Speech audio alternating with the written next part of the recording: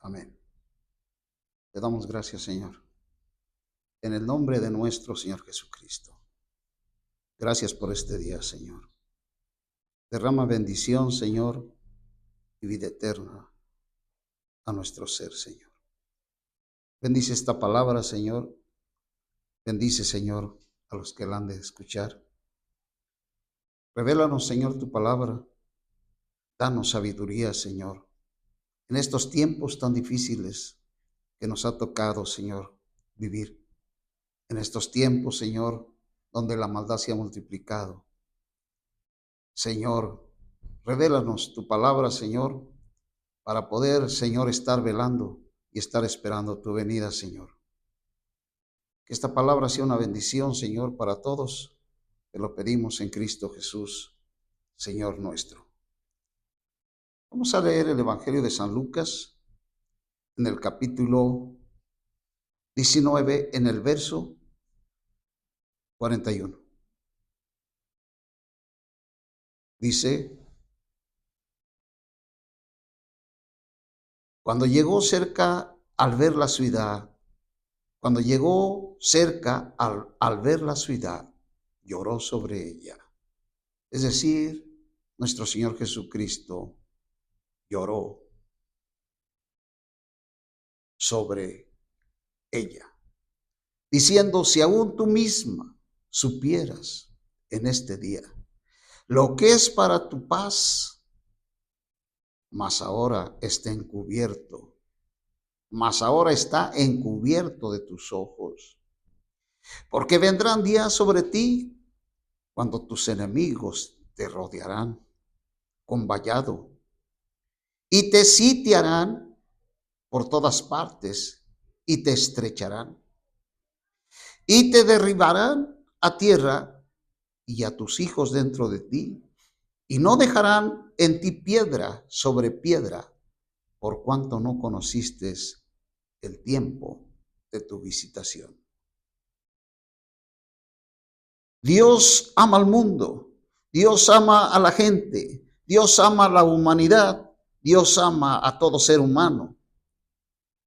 Dice la Biblia en San Juan 3:16: por cuanto Dios amó al mundo, dio a su Hijo unigénito, para que todo aquel que en él crea no se pierda, mas tenga vida eterna. Israel rechazó al Señor, no lo recibieron. Era el tiempo de su salvación, lo rechazaron. El Evangelio hoy mismo es rechazado por mucha gente, es rechazado. La gente, al rechazar el Evangelio, pierden la oportunidad de ser salvos. Todas las naciones. Dios ama a todas las naciones, aun aquellas que hoy están en su contra, en contra del Evangelio. Aquellas naciones que hoy en día no permiten que se predique el Evangelio, ni que sus ciudadanos hagan reuniones y alaben al Señor. Dios sigue amándolos y sigue esperando que reciban el Evangelio. Toda la gente tiene la oportunidad de ser salvos hoy. Dice la Escritura que cuando llegó Jesús cerca, al ver la ciudad, lloró sobre ella. Los judíos, en verdad, al rechazar al Señor, no se dieron cuenta, no sabían lo que les iba a suceder. Ahora la pregunta es: ¿Dios quiere que sus hijos sufran? ¿Dios quiere que sus hijos sean perseguidos y que sean martirizados y aún que los maten?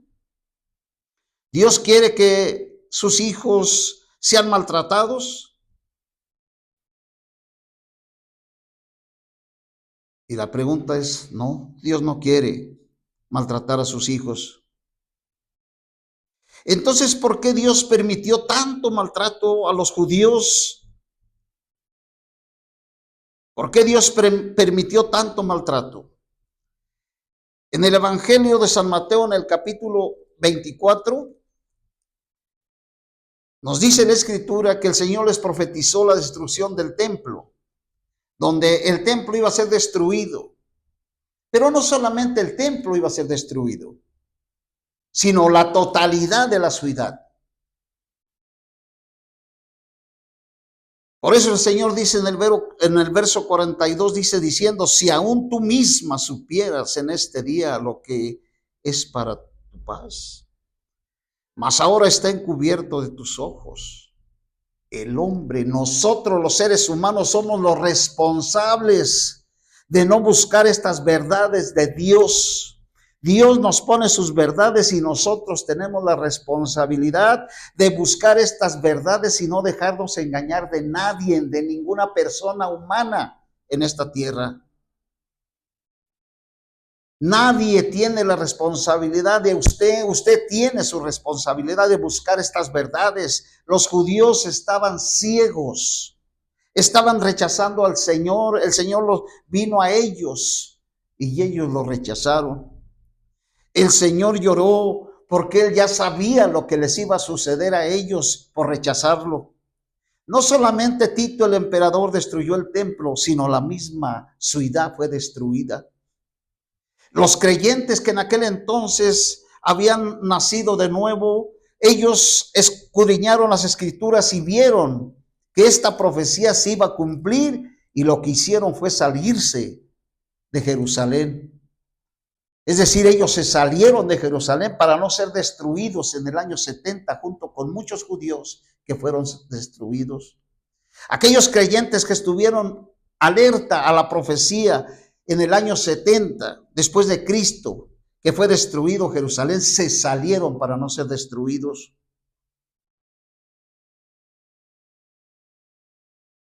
Esta invasión de Tito era un genocidio, que quiere decir que su propósito era acabar con todos los judíos, destruirlos a todos. Pero ya había muchos creyentes judíos que habían salido de la ciudad. ¿Qué fue lo que sucedió realmente en esa destrucción? Tito el emperador primero rodeó la ciudad. La ciudad fue rodeada por los romanos. Para destruirlos, primeramente lo rodearon y su propósito era debilitarlos y no permitían que entrara alimento en la ciudad. Aquella gente judía que estaba terminando su alimento, estaban muriendo por falta de alimento. Ese era el plan, el propósito del emperador, de destruir a los judíos a través del hambre. Muchos judíos llegaban hasta comerse entre ellos mismos por falta del hambre, por falta de alimento que no tenían. Muchos judíos salían y tomaban hierbas, no había alimento, estaban encerrados, el emperador los tenía encerrados, quería matarlos y debilitarlos. Qué tremendo.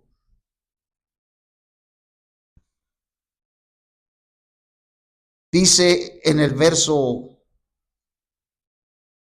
43, porque vendrán días sobre ti cuando tus enemigos te rodearán con vallado y te sitiarán y por todas partes te estrecharán. Fue una matanza de lo más horrible, de lo más terrible. No nada más fue destruir el templo, sino destruir a todos los judíos. ¿Por qué Dios permitió este maltrato a los judíos, su pueblo? Por rebeldes, por no aceptarlo como su Salvador. Dice en el verso 44, te derribarán a tierra y a tus hijos dentro de ti, y no dejarán en ti piedra sobre piedra, por cuanto no conociste el tiempo de tu visitación, el tiempo de tu visitación. La primera venida del Salvador, cuando visitó a los judíos en gracia, en el año aceptable del Señor, perder la visitación de gracia del Señor y por ende perder la oportunidad de ser salvos. Hoy el Señor está dando la oportunidad a toda la humanidad. ¿Y qué hace la humanidad? Rechazar el tiempo de su visitación, el tiempo de la gracia. Vendrán tiempos muy difíciles que no se podrá vivir aquí, pero la gente le entra por aquí y le sale por acá. No entienden.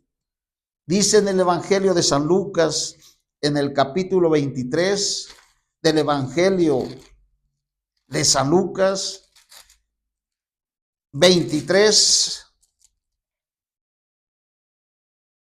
en el verso 37 del Evangelio de San Mateo, dice: Jerusalén, Jerusalén, que matas a los profetas y apedreas a los que te son enviados.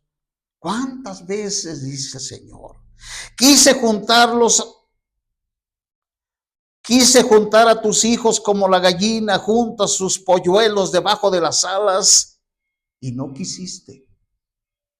He aquí vuestra casa os es dejada desierta, porque os digo que desde ahora no me veréis más hasta que digáis: bendito el que viene en el nombre del Señor. Esto se refiere que esto será la segunda venida del Señor, cuando todo el remanente de Israel se convertirá y creerá en él y será salvo. Romanos 11, 23 al 26. Al final de la tribulación, cuando vengan al Hijo del Hombre, que venga, entonces se van a arrepentir. Por esta causa, el Señor los abandonó y permitió que fueran maltratados y muertos. Por eso en el capítulo 24 dice que cuando Jesús salió del templo, se acercaron sus discípulos para mostrarle los edificios del templo. Respondiendo, les dijo: ¿veis todo esto? Verdad es cierto, os digo que no quedará aquí piedra sobre piedra que no sea derribada. Esta profecía se cumplió en el año 70 después de Cristo, cuando Tito el emperador rodeó la ciudad y la destruyó. Fueron muertos, fueron crucificados, fueron decapitados. Esto fue una cosa terrible. A veces uno se pregunta, ¿pero por qué Dios permitió que los judíos sufrieran? La respuesta es su rebeldía, no aceptar la palabra, el evangelio de la gracia. Dice que el Señor estaba sentado en el monte de los olivos. Los discípulos se le acercaron en privado diciendo: dinos cuándo serán estas cosas y qué señal habrá de tu venida y de la consumación del siglo. Respondiendo Jesús les dijo: mirad que nadie los desvíe. Desde el tiempo del Señor hasta nuestros tiempos ha habido falsos profetas, hombres engañadores, gente que sigue a las mismas personas, a los mismos hombres. Respondió Jesús, le dijo: miren que nadie los desvíe. Para que nadie me desvíe, necesito estar siempre buscando la palabra del Señor y llenándome de la palabra del Señor, para que ningún hombre me pueda engañar. Pero la gente tiene flojera leer la Escritura, está esperando que el hombre le enseñe las Escrituras para que él pueda entenderlas. Nosotros tenemos que buscarlas a través del Espíritu Santo. Respondió Jesús y les dijo: miren que nadie los desvíe. ¿Sabe usted cuántas personas desde ese tiempo hasta nuestros tiempos han puesto fecha y señal de la venida de Cristo? Le han puesto día y fecha y hora con respecto a la venida de Jesucristo, de nuestro Señor Jesucristo. Falsos profetas que no se ha cumplido. El Señor mismo les dice: porque vendrán muchos en mi nombre diciendo yo soy el Cristo, y a muchos van a desviar. Dígame usted, los metodistas, ¿cuántos metodistas habrá en el mundo? Miles y miles de metodistas. ¿Quiénes fueron sus fundadores? ¿Qué dijo su fundador? Es fundador de los metodistas, profetizó que Cristo iba a venir, dio fecha, dio hora y nunca vino. ¿Sus seguidores dejaron de seguirlo? No. Hoy existen los metodistas con una líder y con un fundador, siguiendo a las personas y siguiendo a hombres. Lo mismo sucede con los falsos testigos, que se hacen llamar testigos de Jehová y son falsos testigos. Su fundador también profetizó que Jesucristo iba a venir y no vino. Dio fecha, dio señal, dio hora y dio momento y no vino. ¿Qué es este? Este es un falso profeta que profetizó de la venida de Cristo. Si el mismo Señor dice en su palabra que Él no daba la fecha, ¿cómo estos hombres se atreven a dar fechas con respecto a la venida del Señor? Ahora bien, todos estos que siguen a estos hombres dejaron de seguirlos cuando profetizaron y no se cumplió la profecía. No siguen ellos en estas enseñanzas falsas. Y así muchos más han profetizado. Siempre han profetizado. Cada que se termina un año, en el siguiente año dan fechas de que Cristo viene. Falsos profetas, falsos hombres engañadores.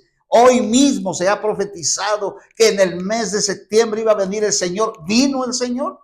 ¿Dieron fecha? ¿Vino? No vino. Sus seguidores dejaron de seguirlos, siguen con ellos. La gente le interesa más las predicaciones de los falsos profetas que las verdades que Dios nos habla en las Escrituras. Dice el verso 5, porque vendrán muchos en mi nombre diciendo yo soy el Cristo, y a muchos desviarán.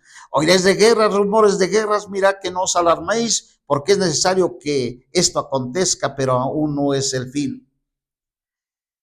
En el verso 11 dice, muchos falsos profetas se levantarán y extraviarán a muchos, no a pocos, a muchos falsos profetas se levantarán y extraviarán a muchos. Por haberse multiplicado la iniquidad, el amor de muchos se enfriará, mas el que persevere hasta el fin, este será salvo. Aquí, el que persevere hasta el fin será salvo. Esto lo dice también el Señor en Mateo, en el capítulo 10, en el verso 2. 10, 22.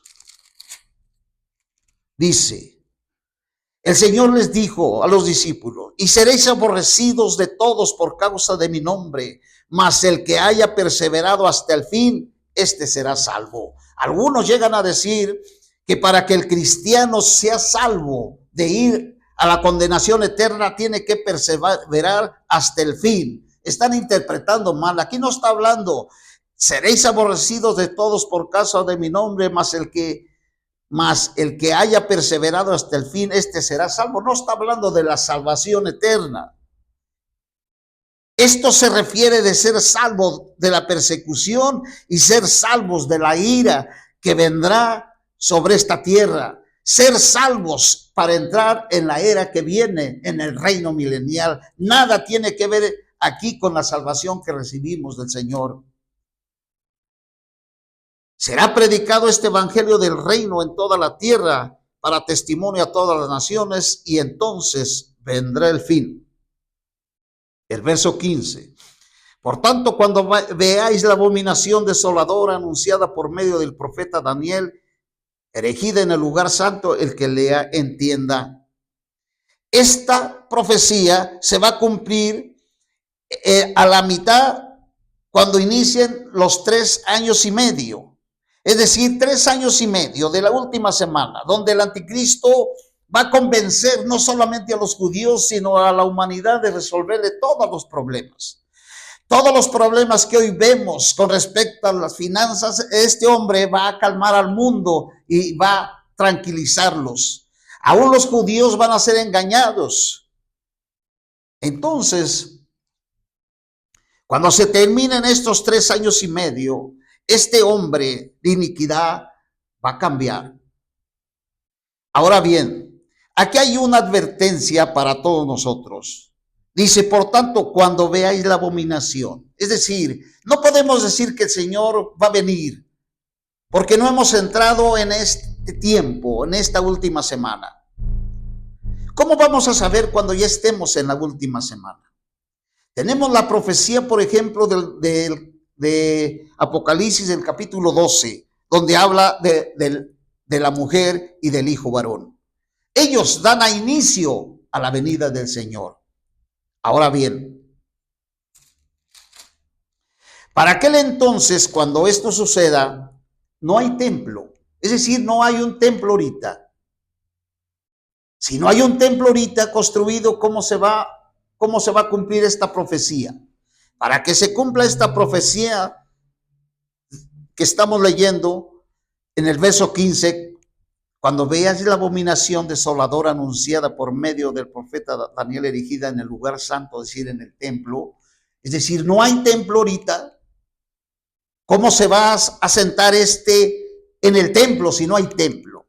También para eso necesitamos ver que el templo se ha construido. El templo no está construido. El templo va a construirse primero para que venga esta abominación desoladora. Entonces no hay templo. No hay manera de que nosotros digamos que en verdad estos que han profetizado o que han dicho que Cristo viene y le dan fecha, están muy lejos de la verdad. El 16. Entonces los que estén en Judá huyan a los montes. El que esté en la azotea no baje a recoger las cosas de su casa. El que esté en el campo no vuelva atrás para tomar su capa. Mas hay de las que están en cinta y de los que amamanten en aquellos días. Orad pues para que vuestra vida no sea en invierno ni en sábado. Porque habrá entonces gran tribulación cuando lo ha habido desde el principio del mundo hasta ahora, ni lo habrá jamás. ¿Para qué? ¿Para qué nosotros esperamos pasar por esta tribulación? ¿Para qué? Aquellos que no han recibido a Cristo, ¿por qué no reciben a Cristo? ¿Para qué pasan por esto? Esto va a ser una tribulación cual nunca jamás ha habido. Nunca jamás ha habido. Y dice en el verso 23, entonces, si algunos dicen, mira, aquí está el Cristo, o mira, está acá, no le creáis. Porque se levantarán falsos cristos, falsos profetas, harán grandes señales, prodigios, de tal manera que engañar, si fuere posible, a uno de los escogidos. Es decir, que el anticristo cuando venga va a hacer milagros, va a hacer señales, va a hacer muchas cosas poderosas y muchos, si fuere posible, aún los escogidos serán engañados. Mirad que os lo he dicho de antemano. Así que si dicen, mire, está en el desierto, no salgáis.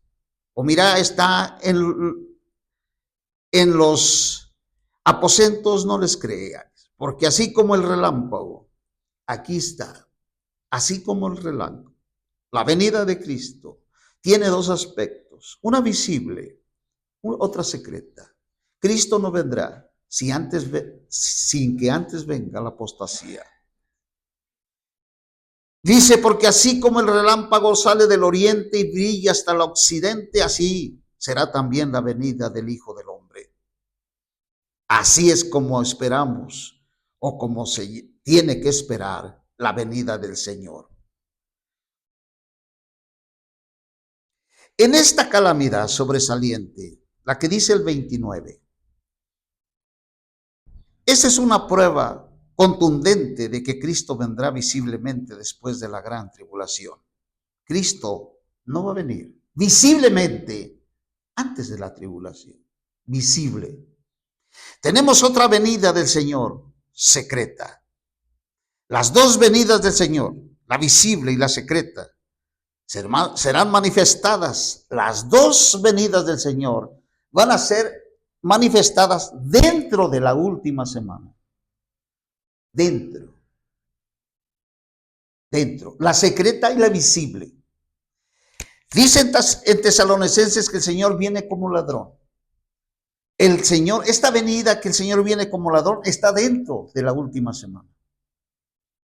Es decir, antes de que inicien los 3 años y medio de la tribulación, el Señor viene como ladrón para llevarse a los que estén velando. Pero las dos venidas del Señor están dentro de la última semana. Allí vemos el gran error y la falsa profecía de muchos que han dado fecha y señal de que Cristo viene. Nomás escuchan una guerra o escuchan un problema, luego dicen, le dan fecha.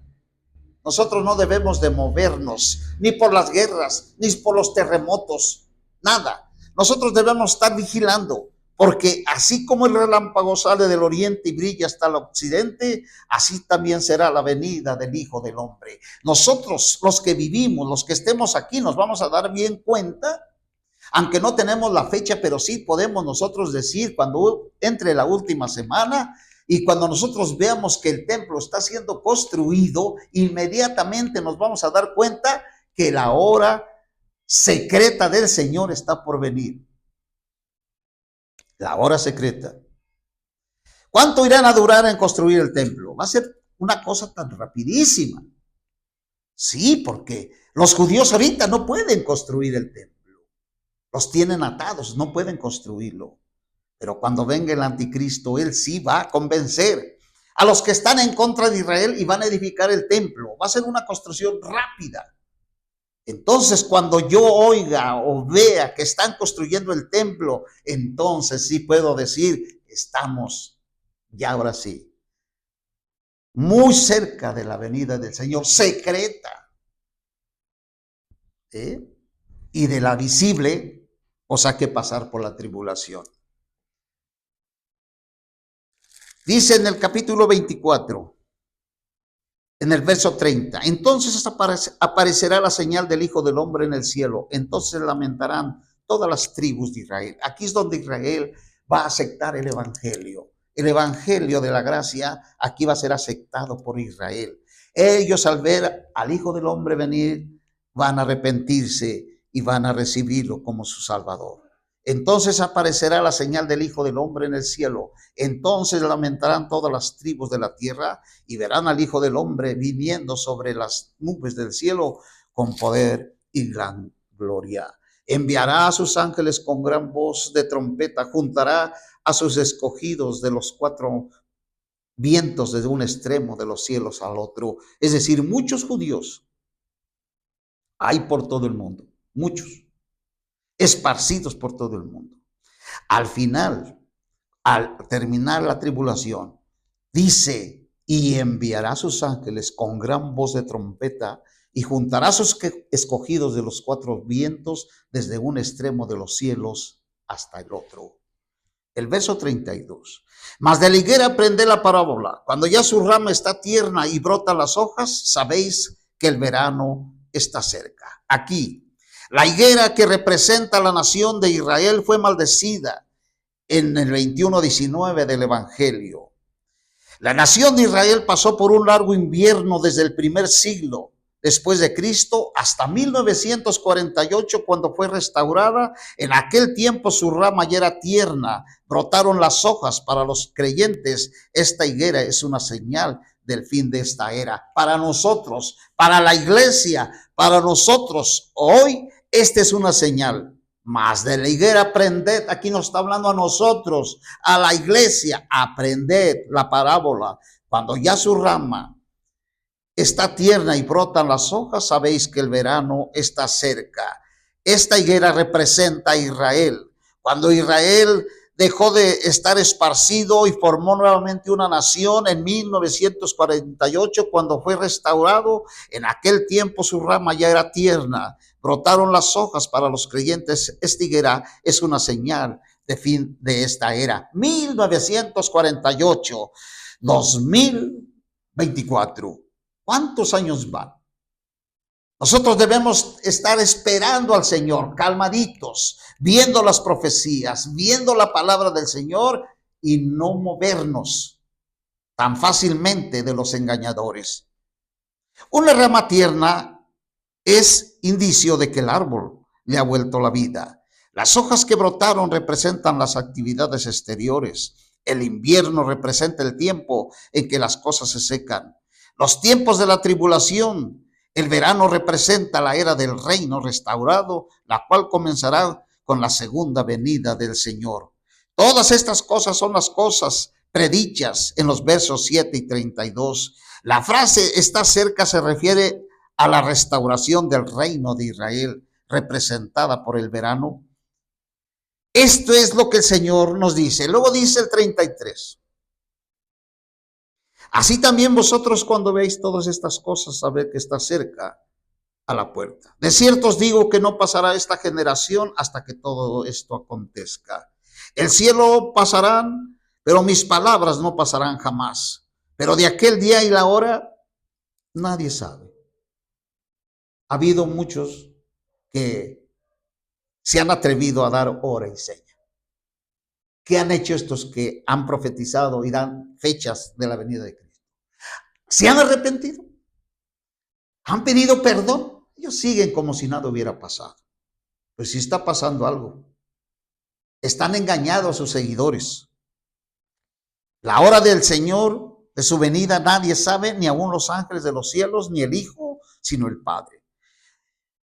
Otra señal de la venida de Cristo, porque como fueron los días de Noé, así será la venida del Hijo del Hombre. Pues así como en los días antes del diluvio estaban comiendo, bebiendo, casándose y dando en casamiento hasta el día en que Noé entró en el arca y no se dieron cuenta de que venía el juicio hasta que vino el diluvio y se los llevó a todos. Así también será la venida del Hijo del Hombre. Esta es una seña en la cual nosotros debemos ver cómo está viviendo hoy la humanidad.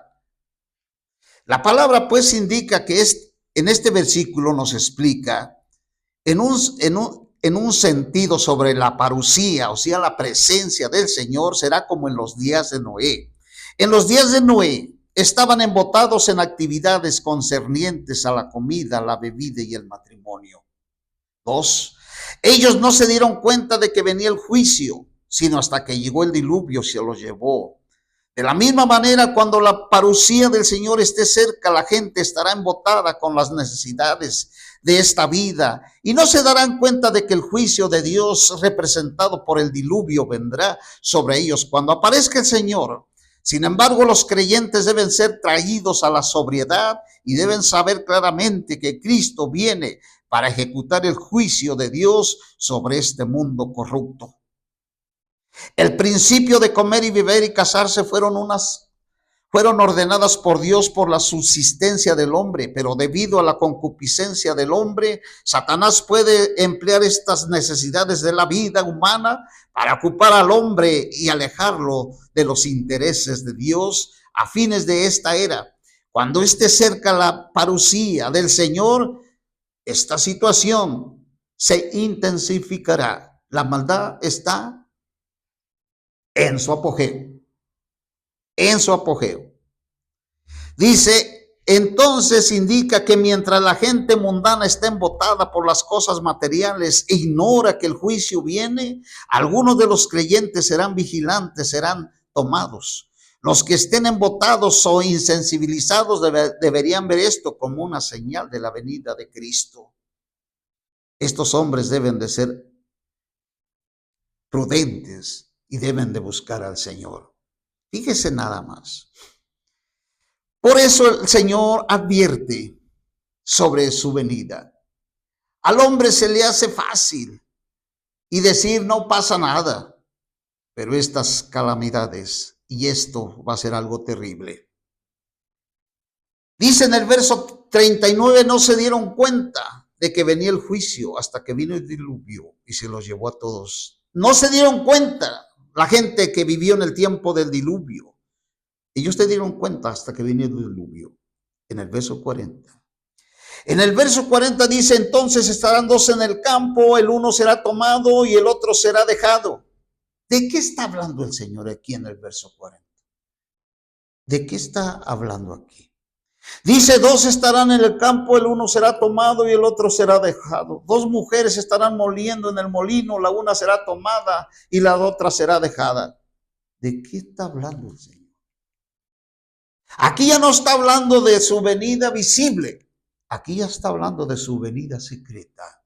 Antes de que inicie la tribulación, los últimos 3 años y medio, el Señor vendrá secretamente y se va a llevar a los que estén velando. Dos están en el campo, uno será tomado, el otro será dejado. Dos mujeres estarán moliendo en el molino, la una será tomada y la otra será dejada.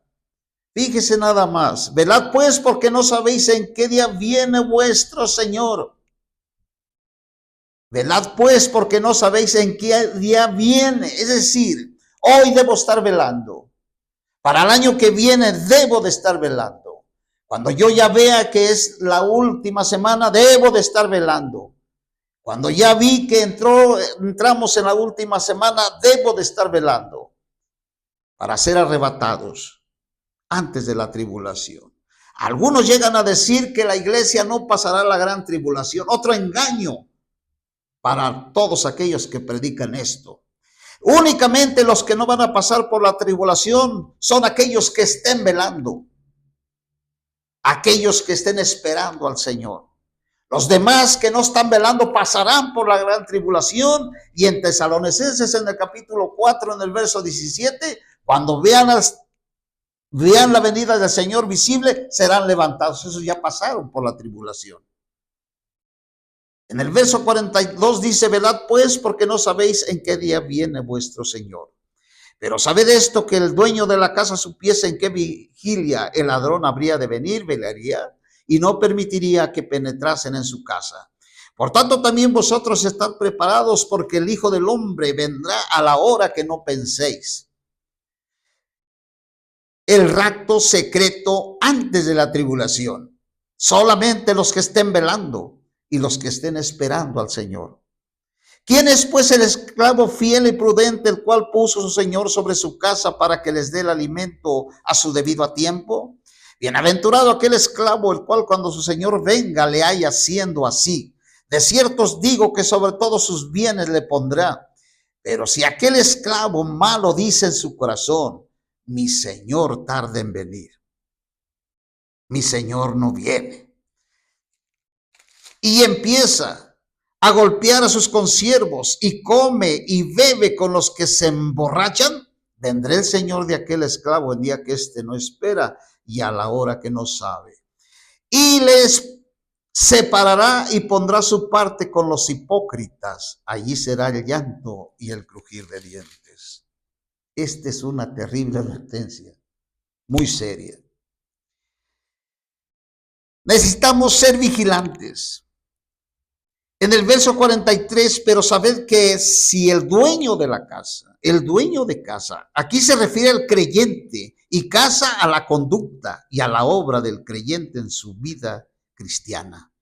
Un ladrón viene en un momento inesperado para robar cosas preciosas. El Señor viene como ladrón para llevarse cosas preciosas. El Señor vendrá secretamente como ladrón a los que le aman y se los llevará como su tesoro. Por tanto, debemos velar. Eso lo dice el 42. Velad, pues. Esta es la venida secreta del Señor a los vencedores vigilantes. Aquí se necesita fidelidad para con el Señor, prudencia para con los creyentes. Uno vela con el fin de ser arrebatado y llevado a la presencia del Señor. Uno es fiel con el fin de reinar en el reino venidero. Dos cosas muy importantes. Leamos Tesalonicenses, en el capítulo 2 de Tesalonicenses. Estos creyentes que serán arrebatados secretamente, no solo no van a pasar por la tribulación, sino que ellos están dispuestos para entrar y están preparados para entrar en la era que viene. Estos creyentes que serán arrebatados antes de la tribulación no se van a las nubes, se van hasta el trono de Dios. Estos hombres, estos creyentes que fueron arrebatados antes de la tribulación, están listos para entrar a la era milenaria, para gobernar con el Señor. Tesalonicenses capítulo 2. Ahora bien, os rogamos, hermanos, con respecto a la venida de nuestro Señor Jesucristo y nuestra reunión con Él, que no se dejen mover fácilmente en vuestro modo de pensar, ni os conturbéis ni por espíritu, ni por palabra, ni por carta, como si fuera nuestra, en el sentido de que el día del Señor ha llegado. Nadie los engañe en ninguna manera, porque no vendrá sin que antes venga la apostasía y sea revelado el hombre de iniquidad, el hijo de perdición, el cual se opone y se exalta sobre todo lo que se llama Dios y es objeto de culto, tanto que se siente en el templo de Dios proclamándose Dios. Este es el anticristo. No os acordéis que cuando yo estaba todavía con vosotros os decía esto. Ahora vosotros sabéis que lo retiene a fin de que a su debido tiempo sea revelado. Porque ya está en acción, ya está en acción, ya está el misterio de iniquidad. Pero solo hasta aquel que lo retiene ahora se ha quitado de en medio. Ya está en acción, es decir, la iniquidad caracterizada al anticristo ya está operando misteriosamente en esta era. Es el misterio de iniquidad que opera hoy entre las naciones y entre la sociedad. Esto probablemente significa que quien lo detiene es quitado del medio. En el verso 3, nadie os engañe. Es decir, abandonado. O es decir, que nadie los engañe, que nadie los haga que abandonen el camino recto del plan y el propósito de Dios, como se revelan las Escrituras. Nadie, nadie. Siempre debemos estar en las Escrituras y no dejarnos mover. El anticristo, según lo profetizado en Daniel 7:20, 21, 24 y 26. Él será el hombre de iniquidad, hombre sin ley, que cambiará las leyes. El anticristo, cuando él venga, cambiará las leyes que hoy mismo se están cambiando, porque dice, ya está en acción, ya está trabajando. El anticristo ya está trabajando. Su iniquidad, su perversidad, su rebeldía contra Dios ya está trabajando en las naciones. Los gobernantes están cambiando las leyes. Los matrimonios de hombres con hombres están cambiando las leyes donde los hombres pueden casarse un hombre con un hombre. Eso lo meten en sus leyes y lo hacen una ley legal. La mujer con la mujer también ya es legal que se casen. Esta acción perversa y asquerosa ya está trabajando en los gobernantes. Hoy se está manejando sobre el aborto, donde haya una legalización donde las mujeres puedan matar a sus hijos desde el vientre de su madre. Cuando un bebé, su madre no lo ama, ese bebé sabe desde el vientre de su madre que su madre no lo ama. Cuando aquel bebé y su madre habla de matarlo y destruirlo, el bebé se esconde dentro de su vientre. Se protege para que su madre no lo mate. Hoy se está trabajando para que esto sea una ley legal donde las mujeres no sean castigadas por matar a sus hijos. Déjeme decirle algo. Los hombres podrán cambiar las leyes y no habrá una ley que persiga a estas mujeres que matan a sus hijos desde el vientre de su madre. Pero de la ley de Dios, de la ley divina, nadie se escapará. Tendrán que dar cuentas de ese asesinato, de ese ser que destruyeron y mataron. Los hombres pueden cambiar las leyes, pero la ley de Dios no la van a poder cambiar. Se salvarán de una ley terrenal, pero de la ley divina no hay quien se escape. Si usted ha hecho algo así, arrepiéntase, pídale perdón al Señor. Aquellas mujeres que hoy hasta marchan y hacen y caminan por las calles eligiendo su derecho de matar a sus hijos, es la perversidad de los mismísimos infiernos. Esta es la iniquidad. Esta es la maldad del anticristo que ya está en acción en nuestro tiempo, ya está en acción.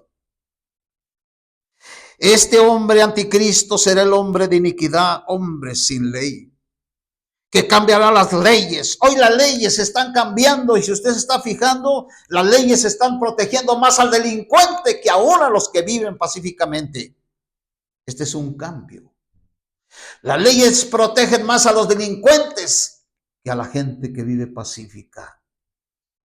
Este es un cambio de las leyes perversas que vienen desde el mismo anticristo. Es ser el hombre de iniquidad, hombre sin ley, que cambiará las leyes, destruirá y corromperá a muchos a un grado inconcebible, blasfemará contra Dios, engañará a los hombres, por lo tanto el Señor lo destruirá completamente, y él llegará a ser el hijo de la perdición, el inicuo, el hombre sin ley. Así también en el verso 7 y en los versos 8 y 9, inicuo. Esto cumple la profecía acerca del anticristo dada en Daniel 11, 36 y 37. Esto sucederá en la segunda mitad de la última semana, como fue profetizado en Daniel 9, 27.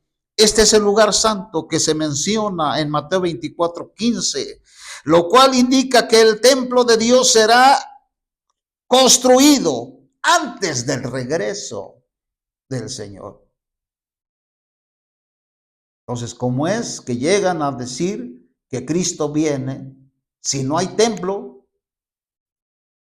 Si no hay templo, ¿cómo es que se atreven a decir que en estos tiempos Cristo y dar fecha?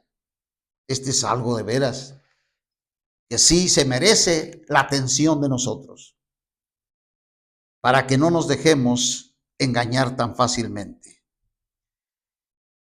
No hay templo. ¿Cómo puede venir Cristo si no hay templo? Para que Cristo venga, primero tiene que haber, y para que el anticristo llegue, pues tiene que haber templo. No hay templo, no hay nada. Vamos a terminar. Dice la Escritura, en el verso 9 de aquí de Tesalonicenses, inicuo, cuyo advenimiento es conforme a la obra de Satanás, con todo poder y señales y prodigios de mentira, y con todo engaño de injusticia entre los que perecen, por cuanto no recibieron el amor de la verdad para ser salvos.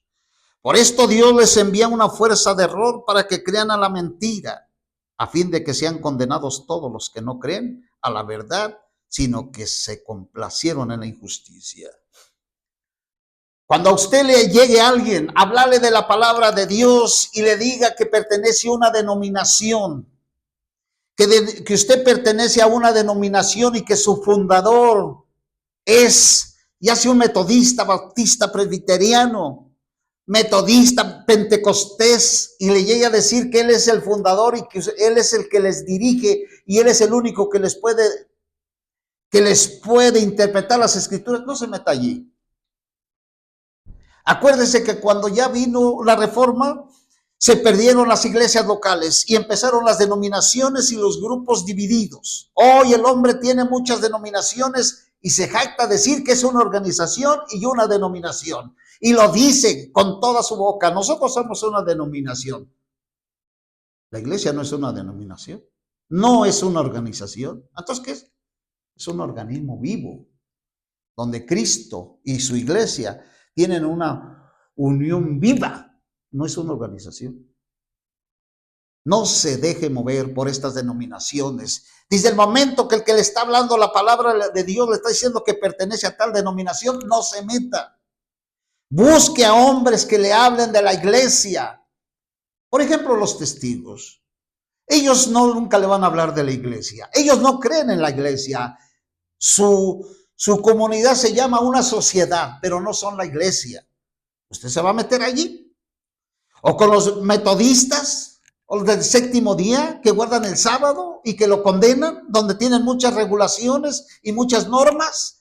Hoy mucha gente está siguiendo estas falsas enseñanzas. En el verso 13 dice, pero nosotros debemos dar siempre gracias a Dios con respecto a vosotros, hermanos, amados por el Señor, de que Dios os haya escogido desde el principio para salvación y santificación por el Espíritu y en la fe, y en la verdad. No hay un líder infalible. En el tiempo de los apóstoles, el apóstol Pedro llegó a ser el líder de la iglesia en Jerusalén. Pero el apóstol Pedro un día fue amonestado por el apóstol Pablo y el apóstol Pablo lo enfrentó porque el apóstol Pedro se estaba desviando del propósito de Dios. Si su líder le hace ver que es infalible y que nunca se equivoca, eso no es verdad. Por eso la iglesia en su localidad no tiene una persona como líder, tiene muchos que son los que componen el gobierno de Dios en la tierra. Ojalá que esta palabra sea una bendición para todos, creyentes y no creyentes, y para que estemos preparados para la venida del Señor. El Señor tiene 3 venidas. Por último, una secreta, una visible, una secreta y 2 visibles. La secreta es cuando los creyentes que estén velando serán recogidos como cosas preciosas. Cuando venga y todo ojo le verá, Él viene, Él vendrá y todo judío será salvo. Serán levantados todos los cristianos junto con los que muertos que resucitarán, estarán en el aire, no en el tercer cielo. Y hay otra venida. Cuando venga Cristo y venga con los santos, con los vencedores, a pelear contra el anticristo, que será la guerra de Armagedón. Dios le bendiga. Amén.